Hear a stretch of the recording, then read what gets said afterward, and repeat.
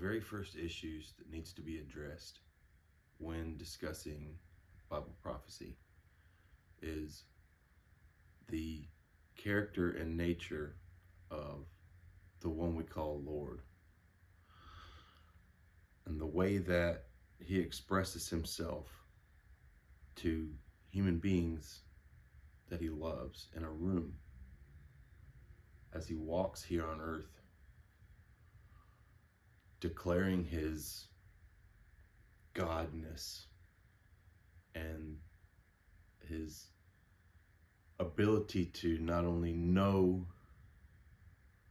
but foreknow and express what's to come in very particular terms, sometimes in ways that are meant to be understood in the immediate, and sometimes in ways that are not to be understood in the immediate.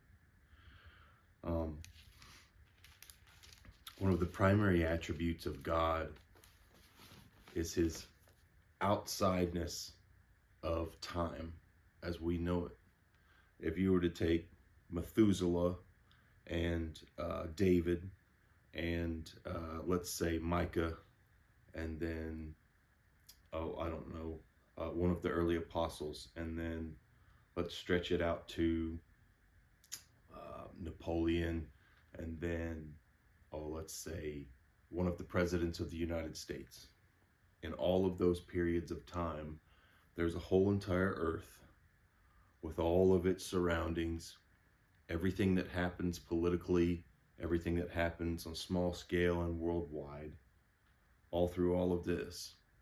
And God's position through all of time has been outside of it all, able to see the end from the beginning and to declare the end from the beginning. As Isaiah 46 verses 9 and 10 state. Amos chapter, is it 3 verse 7? Amos chapter 3 verse 7. God also declares that through his word. He declares that the sovereign Lord does nothing without revealing his secrets to his servants, the prophets. So that element of both having the knowledge and the foreknowledge and the ability to explain these things, sometimes in a way that's immediately known, sometimes in a way that's not intended to be immediately known, and the fact that he expresses those things to his servants, the prophets. The example that I'll use is the chapter John 13. It was just before the Passover festival. Jesus knew that the hour had come for him to leave this world and go to the Father. That's knowledge he already has through his godness. Having loved his own who were in the world, he loved them to the end.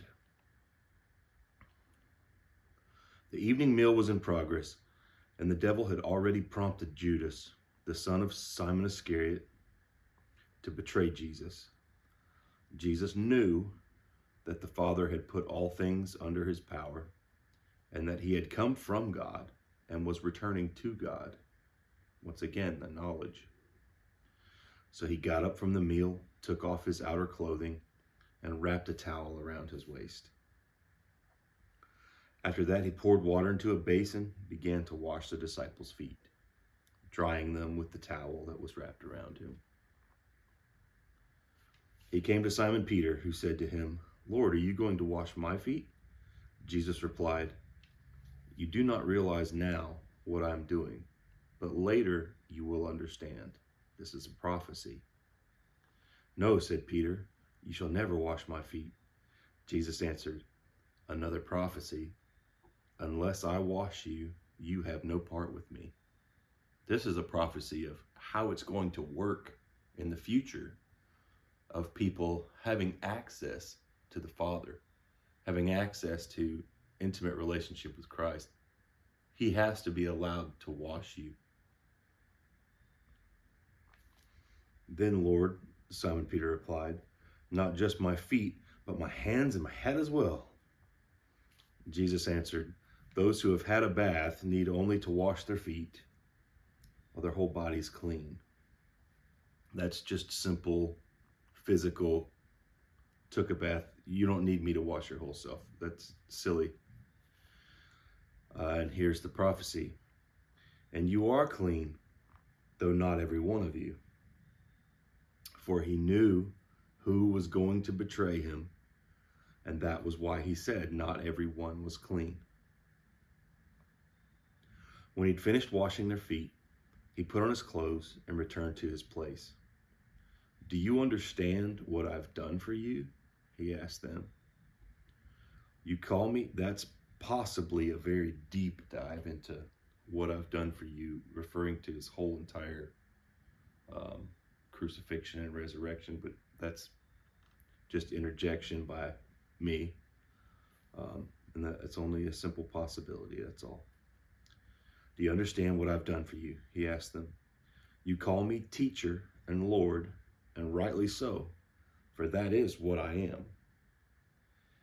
Now that I, your Lord and teacher, have washed your feet, you also should wash one another's feet. I have set you an example that you should do as I have done for you. Very truly I tell you, no servant is greater than his master." That's a prophecy. It's a principle that stays the same forever, no matter who you are, no matter where you go. This is very much like the book of Proverbs. It does this a lot. They're simple truths that will stay true. He is the truth. "Very truly I tell you, no servant is greater than his master, nor is a messenger greater than the one who sent him." This is another prophecy, so to speak, a truth that is, in this case, to be known and understood in an immediate fashion. I will add that this plays well into today's situation of having so many different I'm a messenger, YouTube or other blog makers, or even people just walking to and fro on the street in life. There's this message God gave me to tell you, and I believe fully in those kinds of messages. There are obviously cases where they're not legitimate, but there are cases where they are legitimate.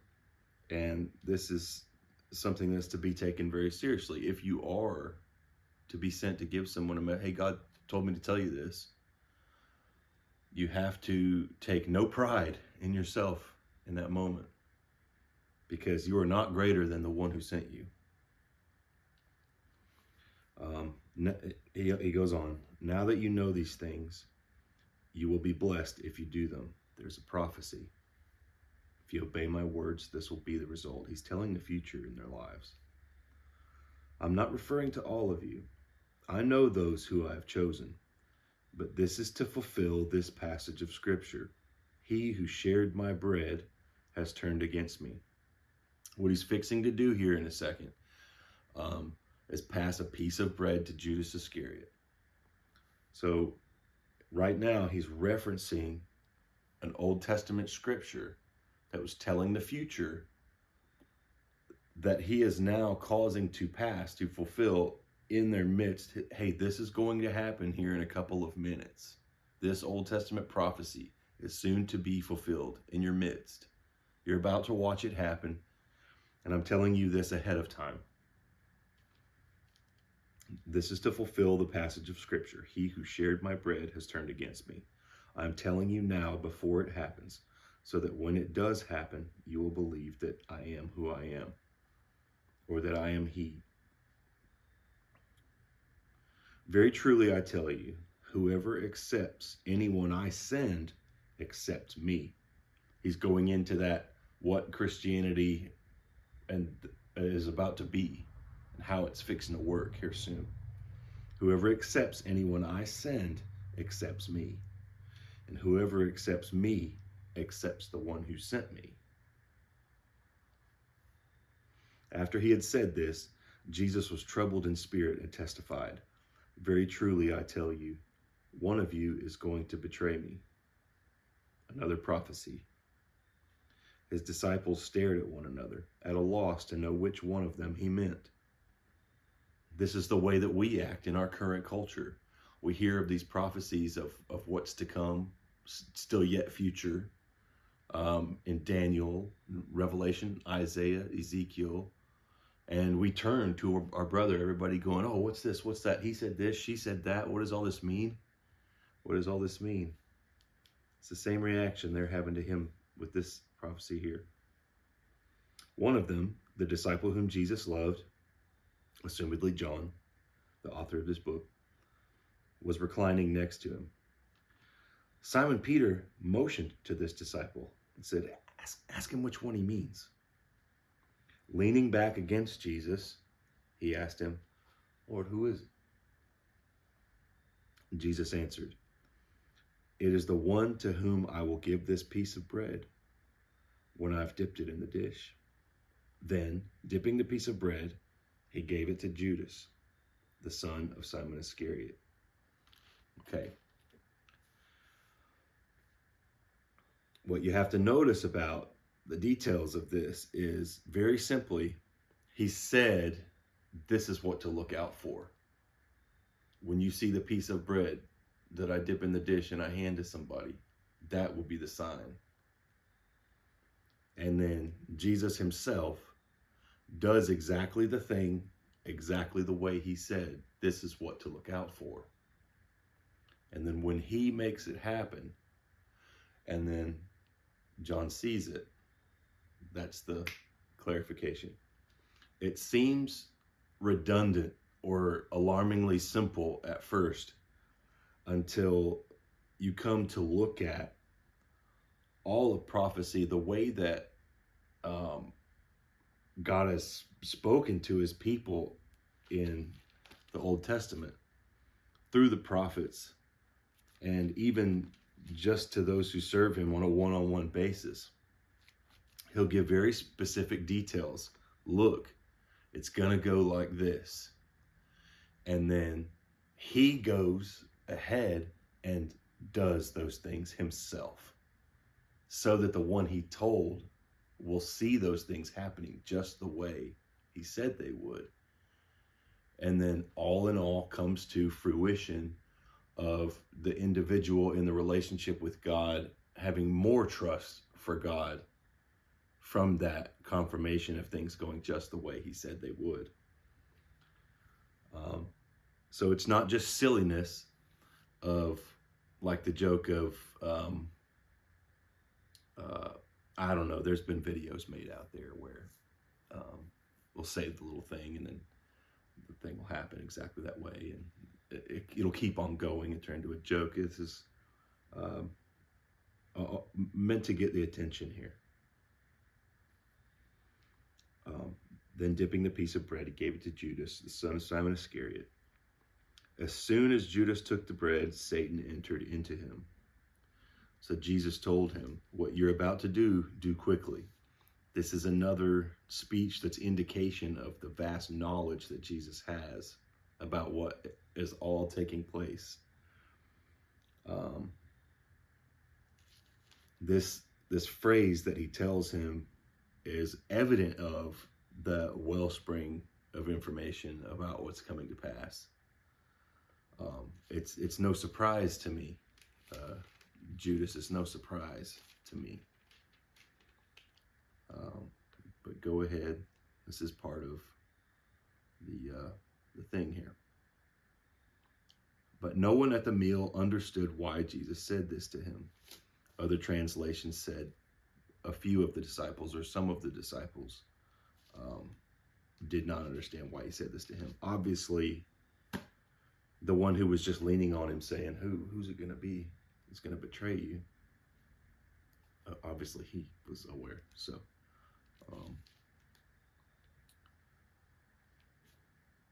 other notes about translations of Bibles and that whole process, how it takes place, what it takes, what that whole couple thousand-year-long study that many men and some women have dedicated their entire lives to. It's a whole textual criticism is a massive entity in and of itself. It's a science. It's a way that many people have really come to bring a little bit from over here, over there. Let's discuss. Let's work at long dissertations and long conversations for many hours to go through all the tiny details of what this is, what that is, a tiny little minute detail of why should we phrase it such a way. So the decisions are made by translators for different aims. One of the aims of this particular translation was the readability or understandability of the end user. This is the New International Version that I have here. This is the Bible that got me saved.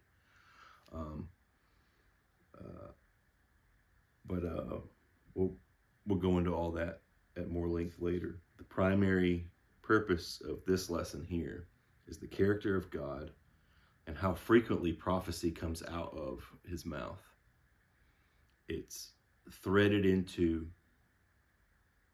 like almost every phrase that he's spoken so far in the chapter has been some sort of prophecy or referencing an existing prophecy or so it's bam, prophecy. It's the way that he interacts with the lower beings, let's say, that are not God up here, that see everything from the beginning to the end. It's a type of interaction that he has with human beings. That's the point I'm trying to drive home. This is how he interacts with us. What you're about to do quickly. But no one at the meal, or some of them at the meal, did not understand why he said this to him. Since Judas had charge of the money, some thought Jesus was telling him to buy what was needed for the festival, or to give something to the poor. As soon as Judas had taken the bread, he went out, and it was night. When he had gone, Jesus said, "Now the Son of Man himself is glorified, and God is glorified in him. If God is glorified in him, God will glorify the Son in himself and will glorify him at once." Put simply, that's to be given a glorified body at once, in the immediate future. It's another prophecy, okay? My children, I will be with you only a little longer. Another prophecy. You will look for me, and just as I told the Jews, the way I prophesied to the Jews, so I tell you now, where I'm going, you cannot come. A new command I give you, love one another. As I have loved you, so you must love one another. By this, everyone will know, this is a prophecy, by this, everyone will know that you are my disciples, if you love one another. Simon Peter asked him, "Lord, where are you going?" Jesus replied, "Where I'm going, you cannot follow now, but you will follow later." Again, there's a prophecy that's meant not to be understood in the immediate, but to be understood in time. Those are the difficult prophecies to be understandingly patient with and about. Like, we want to know that we know everything about everything he said. And that's just something that we have to understand and humble ourselves with, is that there are many things that were destined and by design instructed in a way that is not to be understood in the immediate. It's to be understood in the course of time. remember the whole concept from earlier about the watching of God doing the things exactly the way that he told you, hey, it's going to go like this, it's going to go like this, it's going to go like this. There are many things in the book of Revelation in chapter 13, there's some things about the mark and some things about the worldwide financial system, the ability for the image to cause any person on earth to be killed if they don't worship it. Like, how is this possible with just how many miles there are and just the scope of that. So there are a lot of things that happen as technology increases and as things take place in a geopolitical or a globalist minded scale. Those things grab attention because they ring to the eye and to the mind a very tangible stroke of familiarity from the way that passage read. But we have to be patient with a lot of these things. In the midst of all these prophecies that he's just spitting out left and right, just as he's interacting with these men that he cares for in a room here on earth, prophecy is just in and out, in and out, in and out, just interwoven into the very fabric of the way that God interacts with us. So don't be scared by the word prophecy, and don't be allured by the wealth of information and people just spouting all kinds of things, and some of them are super knowledgeable, and it's great to sit and follow along and just be encouraged in the Lord and the fact that you're with this guy, you know the same God this guy knows, and it's so exciting to talk about him. But there's gonna come, in most every case, there's gonna come some little twinge out of that hour and a half from that guy. There's going to be a little 2-minute sector where you're just like, ooh, man, it's making me not want to watch you anymore. And you start to wrestle inside. So you switch over to watching this other dude. And just as an emotional reaction, you quit watching that guy for a minute because you're still searching and hunting. And then this other fella, 60% of what he's going on about supports that emotional feeling you had, but the other 40 is kind of like, okay, wait a minute, ugh. And then before you know it, you go through so many people to look at, and you talk to people at work, and you just, ugh, it gets to a certain point where it's just like, the whole, ugh, let's just not even, like, whatever, man. Like, I'm gonna like eat dinner and go to work tomorrow, and like play with my kids, and like whatever is good enough, and yeah, so there's a patience that's required, and there's wisdom in the words of God. He says a bunch of times to many people all the way back here, like, I can be trusted. I'm not gonna give you every piece of all there is to understand. And you're just gonna have to be okay with that, And if you're not, you're gonna cause yourself a whole bunch of strife.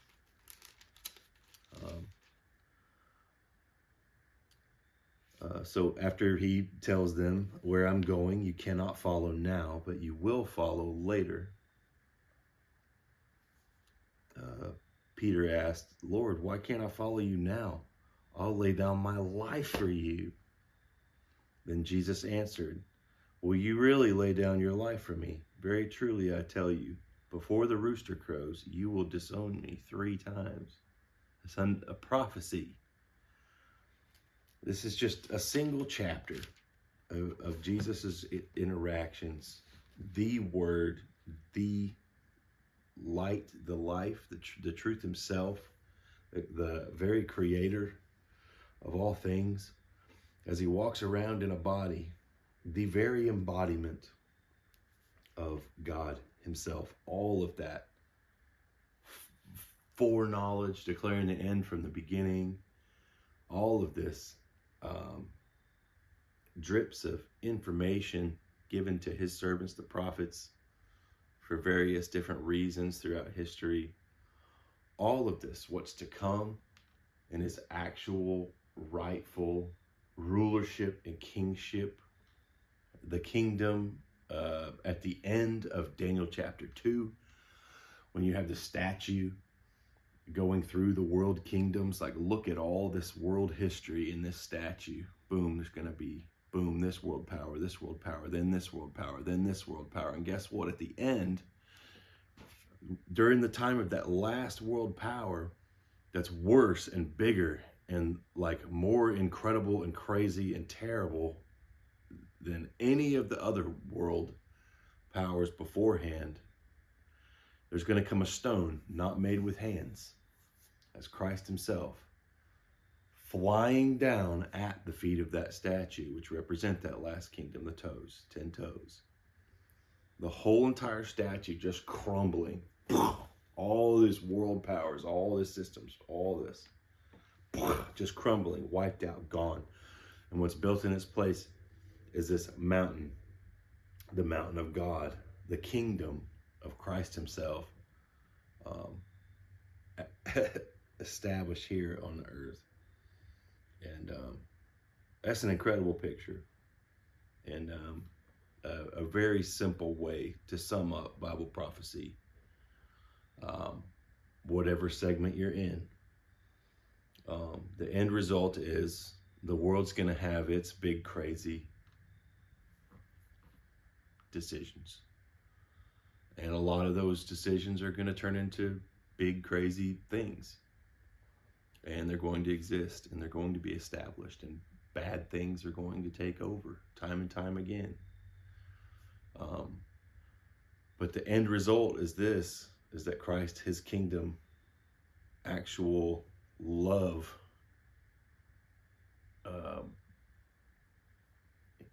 encapsulated, personified, existing here on this earth as the law of the whole land, the king of the whole land, is this same person, will be the same person that's here speaking with the people that he loves.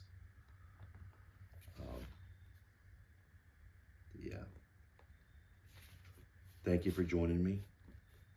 And I appreciate your opportunity that you've given me to get into truly studying, well,